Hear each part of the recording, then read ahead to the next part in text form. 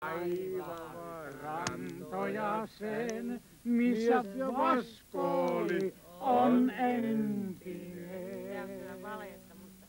Poja pieni vain maailman kartalla on, arvopaikkana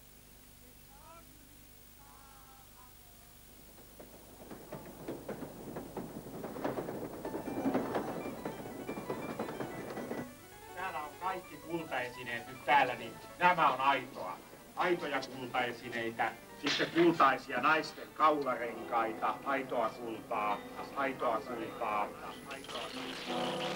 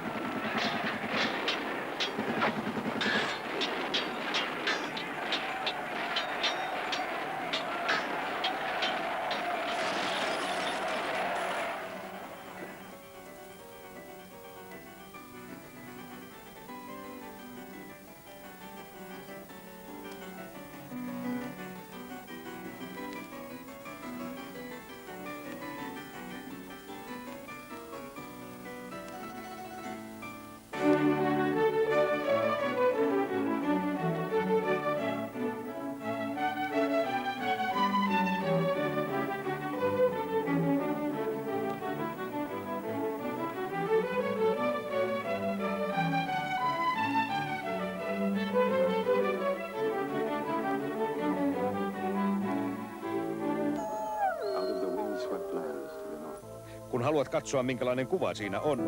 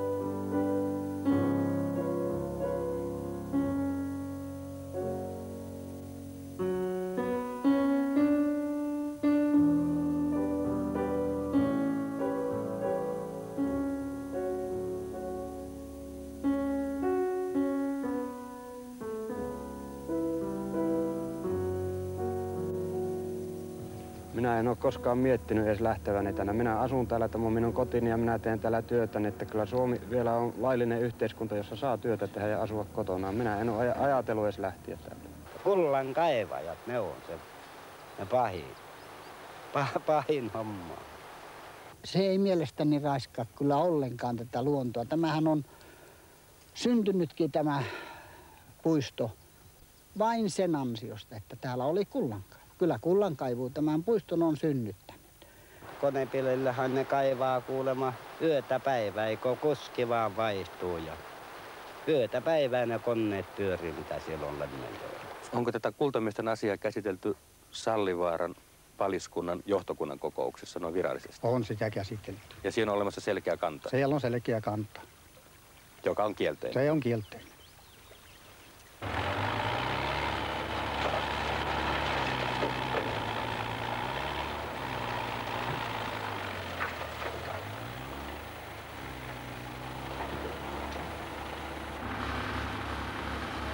Mä elän pelkästään kullankaivulla. Mulla on tähän työhön sanotaan, että noin 600 000 markkaa investointeja ja mitä muita töitä mä oon tehnyt, niin tämä on minulle paras työ tähän mennessä. Mutta se on tietenkin vienyt 9 vuotta, että se on alkanut tuottamaan. No minulla on tämä keskimääräinen tuotto ollut sitä, että sehän tietenkin pitää laskea keskimääräisesti joissakin kauhassa enemmän ja joissakin vähemmän, mutta se on noin 230 markkaa joka kauhallinen tuottaa. Me saamme kullasta noin 70 sen takia, että tämä karkeampi kulta menee korutuotantoon suoraan ja se nostaa kokonaishintaa. Tällä hetkellä on näitä tuottavia päiviä noin 60.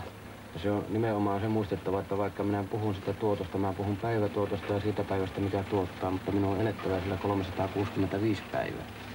Ja jos päästään 100 työpäivään vuodessa, niin se on hyvä. Kuinka iso tämä valtaus on? 9 hehtaaria. Ja josta sinä olet kaivannut nyt kuinka paljon? Noin 1 hehtaari on käännetty tästä maata. Mikä oli tämän päivän saalis? Tämän päivän saalis oli ehkä noin 60 grammaa. Eli sen kun lasket markoiksi, niin siitä tulee noin 4000 markkaa. onko se hyvä vai huono saalis, jos rupeat laskemaan koneiden kuoletuksia ja niin pois? No se on kohtalainen. Parempi saisi olla. Vähempää ei paljon kärsi. Vaikka Lemmenjoen kullasta tiedettiin jo viime vuosisadan puolella, tapahtui varsinainen ryntäys kultamaille vasta 1940-luvun lopulla ja ensimmäinen kaivinkone alueelle ilmestyi jo vuonna 1951. 5 vuotta myöhemmin perustettiin Lemmenjoen kansallispuisto, joka tuolloin oli kooltaan 364 kilometriä. Vuonna 1970 eduskunta laajensi kansallispuistoa aina Norjan rajan asti, ja silloin alueeseen liitettiin myöskin kullankaivajien alueet. 1980-luvun alussa tapahtuneen laajennuksen jälkeen on alue kooltaan noin 280 000 hehtaaria ja muodostaa yhdessä Norjan puolella jatkuvan kansallispuiston kanssa Euroopan laajimman yhtenäisen metsätunturi erämaan. Vuonna 1988 kansallispuiston järjestyssääntö kielsi koneellisen kullankaivun alueella. Tällä hetkellä Lemmenjoen kansallispuistossa on 15 konekaivajaa ja ainekset kiihtyvään kultasotaan ovat valmiit. Jättämme kullat tähän Nehän on tiputtanut tietenkin tuohon kaivaessaan tähän niitä hippuja. Jos koko minun elämänkaari otetaan, on tullut 48 kesällä ensi kerran tänne Kultamaille ja silloin syksyllä jo tuossa näkyvän matkan päässä niin isävainajan kanssa kaivettiin. Mutta silloin kultakuumeen aikana, silloin tänne tultiin nimenomaan leivän perässä hakemaan sitä leipää täältä. Ja kyllä se moni sai tietenkin, täältä moni löi rintoihinsa ja lähti. Mutta kaivettiin ne alueet täällä silloin, mikä kannatti kaivaa siihen aikaan. Ja sitten kun se kullan hinta laski, niin sitten tämä vähän hiljeni, mutta kyllä niitä elinkautisia kuule jäi semmoinen, sanotaan pieni joukko, niitä on ollut jatkuvasti täällä. Ja sitten kun kullan hinta nousi tuossa 70-luvun lopulla, niin minäkin taas tulin uudestaan tänne. Ja mä oon nyt ollut 10 vuotta yhtä perää kesät täällä. Ei ainakaan vielä näy. Missä niin kun on kaikkein suurin vastustus tälle toiminnalle täällä? Kyllä, minä olen kokenut suurimman vastustuksen tulevan Metsähallituksen taholta ja nimenomaan sieltä luonnonsuojelualuetoimistosta. Osaksi varmasti tämä ristiriita johtuu ainakin minun mielestäni kaivoslain selvästä vanhentuneisuudesta. Se ei ota huomioon nykyajan ympäristövaatimuksia eikä myöskään sitä, että ne erämaat, joissa ennen kultaa kaivettiin, ne eivät nykyisin ole enää mitään erämaita, vaan tärkeitä alueita monessa muussakin suhteessa, eikä mitään joutomaata, jotka joutavat noin vaan kaivettavaksi. No, kaivoslakihan lähtee siitä, että jokaisella Suomen kansalaisella on oikeus tehdä valtauksia, tehdä tutkimuksia ja saada löytämänsä esiintymät kaivospiiriin. Erikseen kultavaltausta ja kullan kaivuun osalta siellä todetaan, että valtausoikeuden perusteella on oikeus hyväksikäyttää myöskin esiintymää. Mutta kaivoslaki ei ota kantaa siihen, millä menetelmillä kukin, oli se sitten yksityinen tai yhtiö, harjoittaa tutkimusta ja kaivostoimintaa. Kullankaivajat vetovat kaivoslaki ja Metsähallitus luonnonsuojelualueiden valvojana ja vastuullisena hoitajana tietysti joutuu noudattamaan luonnonsuojelulain määräyksiä, mutta Metsähallituksen mielestä siinä ei ole kyllä ristiriitaa tässä tapauksessa, koska kaivoslaissa selvästi sanotaan, että luonnonsuojelualueella noudatetaan siitä erikseen annettuja määräyksiä. Nyt sinä olet saanut tälle alueelle kaivospiirin, eikö vaan? On määrätty suoritettavaksi 1.9. Ylavossa alkukokous, että sen toimituksen tuloksena syntyy kaivospiiri. Se on pysyvä kaivosoikeus. Se on aivan sama kuin Outokumpu perustaa Saattopuran kaivoksen. Se on aivan samanlainen pysyvä oikeus. Tutkimustyöt on suoritettu, on pystytty toteen näyttämään, että alueella on esiintymä. Sen laatu ja laajuus on nyt esitetty ja on esitetty sellaiset argumentit, joiden perusteella voidaan perustellusti sanoa, että se on taloudellisesti hyväksikäytettävissä. Kaivospiirin toimitus on kuitenkin yhä edelleen kesken, koska Metsähallitus on valittanut asiasta ja korkeimman hallinto-oikeuden päätöstä odotellaan. Oikeuden päätöstä odoteltaessa konekaivuu jatkuu entiseen tapaan. Nykyiset kullankaivajathan yhtä poikkeusta lukuun ottamatta kaivavat valtausoikeuden nojalla ja se annetaan vain 5 vuodeksi. Se onkin tässä yksi erikoinen piirre tässä kullan konekaivujutussa, että se kaivu tapahtuu valtausoikeuden nojalla, joka kaivoslain mukaan on vain tutkimustarkoituksia varten, eikä sitä saa käyttää varsinaiseen tuotannolliseen toimintaan, mutta kullan konekaivuhan on pelkkää tuotantotoimintaa. Kaivoslaki muutenkin tuntuu aika lailla nykyoloista jälkeen jääneeltä juuri näissä ympäristökysymyksissä, ja sitä voidaan käyttää ja on käytettykin väärin.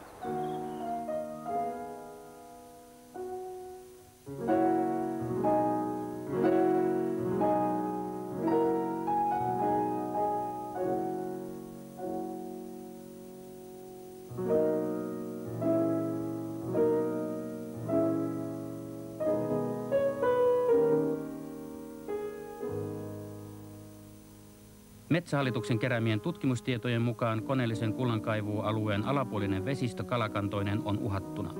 Ovatko konekaivuun haittavaikutukset todellisia ja toteen näytettävissä?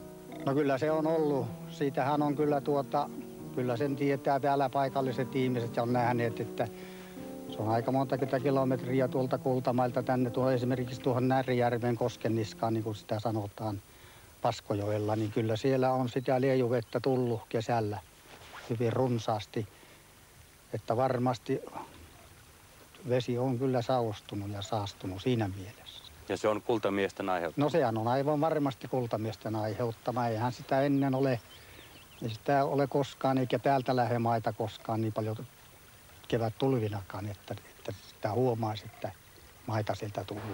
Tämähän on Pohjois-Lapissahan on kirkkaat veet, ja kun kesällä tulva nousee, se on yhtä väkevää kahvia keität ja siihen vielä panet maitoa, niin sen näköistä se on se vesi. Ei kelpaa kunnolla ruokaveeksi. Täytyy seisottaa, että se muuta laskeutuu ennen kuin se ruokaveeksi kelpaa. Paljon ämpäripohjaa jää, mutta... No kyllä, se ainakin 2 tuumaa jää liejua, jos hyvin, se on riippuvainen siitä, että paljonko se nousee. Jos 0,5 metriä nousee kesällä vesi, niin kyllä se 2 tuumaa on liejua pohjalla. Se ei ole se niin vakava asia kuin mitä siitä väitetään. Siitä on haluttu tehdä yksi sellainen, miten sanoisin, keino saada nämä kullankaivajat pois tältä alueelta. Vesi samenee, mutta se ei minun mielestä saastuta näitä jokia, niin kuin Vaskojokia, missä sitä eniten on esiintynyt? Meillä on täydellinen kiertovesi, eli rännityksessä käytettävä vesi nostetaan pumpulla kiertovesialtaasta ja tällä vedellä pestään tuo sora ja vesi menee sitten rännin kautta saostusaltaaseen, josta se saostusaltaasta valuu taas sinne kiertovesialtaan, että se ihan täydellisesti pyörii siinä sama vesi koko ajan. Eli Miessijokeen ei mene tavallaan mitään? Tavallaan sinne ei mene mitään. Se on ainoa on semmoinen pieni ylivuoto joskus. Pohjavesi saattaa nousta, mutta sekin on hoidettu ihan toisilla konsteilla, että siitäkään ei mene suoraan mitään. Menee saostusaltaan kautta. Vesisysteemit on Lapin vesi- ja ympäristöpiirin hyväksymiä. Meillä kyllä on mahdollisuutta vielä parantaa näitä, jos tarvii. Mutta näiden saostusten teho on mitattu ja todettu, että ei siellä ole saostusaltaiden viimeisten alapuolella kiintoaineita esimerkiksi semmoisia määriä, jotka johonkin vaikuttaisi. Riista- ja kalatalouden tutkimuslaitos on nyt parina kesänä tehnyt Vaskojoen vesistössä näitä selvityksiä.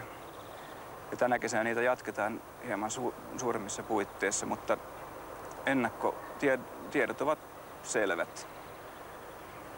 Näissä likaantuneissa osissa, eli Postijoki ja Vaskojoki, näiltä kaivualueilta 10 kilometrien päähän on samentunut, pohja on liettynyt, pohjan leväkasvillisuus on kuollut.